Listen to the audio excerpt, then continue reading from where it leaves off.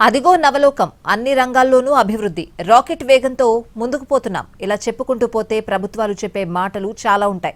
కానీ చెప్పేదానికి వాస్తవానికి వ్యత్యాసం కొన్ని చోట్ల ఎక్కువగా కనిపిస్తుంది.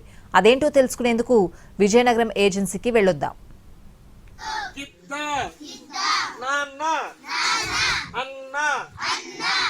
ఏపీ ప్రభుత్వం పెద్దపీట వేసే రంగాల్లో ముఖ్యమైనది విద్య.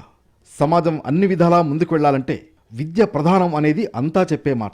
ఇంతవరకు బాగానే ఉంది. మరి చదువుకునేందుకు సౌకర్యాలు ఏమాత్రం ఉన్నాయి? సర్కార్ విద్యా వ్యవస్థ ఎలా ఉంది? ఇలాంటి ప్రశ్నలకు కొన్ని చోట్ల నుంచి ఊహించని సమాధానాలు వస్తూ ఉంటాయి. విజయనగరం జిల్లాలోని పలు గిరిజన గ్రామాలకు చెందిన విద్యార్థులు విద్య కోసం వెంపర్లాడుతున్న సరస్వతి కటాక్షం దక్కడం లేదు. సమస్యలు వారి ఆసక్తిని చంపేస్తున్నాయి. శాశ్వత పాఠశాల భవనాలు లేకపోవడంతో గురువులు చెట్ల కిందే తరగతులు నిర్వహించాల్సి వస్తోంది. ఎండొచ్చినా వానొచ్చినా వరదొచ్చినా ఇక అంతే సంగతులు.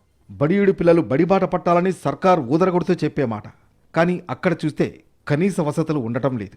విజయనగరం జిల్లా వేపాడ మండలంలోని కరకవలస, కొత్తమారిక, పాతమారిక వంటి గిరిజన గ్రామాల్లో ఇప్పటికీ స్కూల్ బిల్డింగులు లేవు. ఎవరో వస్తారు, ఏదో చేస్తారని ఎన్నో ఏళ్లుగా ఎదురుచూశారు. ఇంకా చూస్తూనే ఉన్నారు. కానీ స్కూల్ భవనం మాత్రం మోక్షానికి నోచుకోలేదు. దీంతో చెట్ల కిందనే పాఠశాల నిర్వహిస్తున్నారు.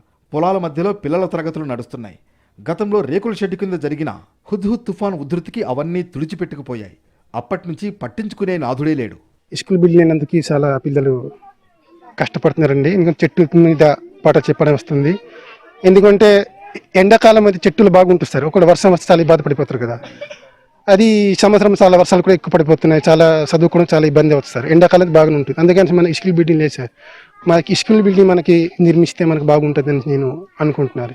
తల్లిదండ్రులు మాలా కాకూడదని మేము ఎన్నో కష్టపడుతూ కొండల్లో కోణల్లో ఉండి మమ్మల్ని పోషిస్తూ మా తల్లిదండ్రులు మమ్మల్ని చదివిస్తున్నారు. కాబట్టి మేము ఇక్కడ చదువుకున్న వాళ్ళు విద్యార్థులు, చిన్నపిల్లలు బాగా మేస్టర్లు కూడా బాగా చదువు చెప్తున్నారు. కాకపోతే మాకు ఒకటే స్కూల్ బిల్డింగ్ లేదని మేము బాధపడుతున్నాం పిల్లలకి. ఎందుకంటే వర్షం ఉన్నప్పుడు చెట్టు కింద కూర్చోవడం, చదువుకోవడం చాలా ఇబ్బంది.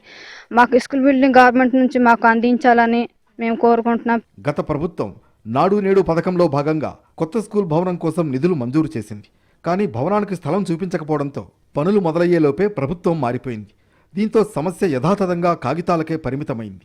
ప్రస్తుత ప్రభుత్వం కూడా ఇప్పటి వరకు ఈ వైపు కన్నెత్తి చూడలేదు. కొన్ని సమస్యలు చూడ్డానికి చిన్నవిగానే ఉంటాయి. ఇదేమైనా పెద్ద సమస్య అనిపిస్తుంది. కానీ దాని ప్రభావం మాత్రం ఎక్కువగా ఉంటుంది. విజయనగరం జిల్లాలోని గిరిజన గ్రామాల్లో స్కూళ్ల పరిస్థితి కూడా అంతే. మరి పాలించే ప్రభువులు కరుణిస్తారా? అడవి బిడ్డల అక్షర జ్ఞానానికి బాటలు వేస్తారా అన్నది వారి దయ, వీరి ప్రాప్తి.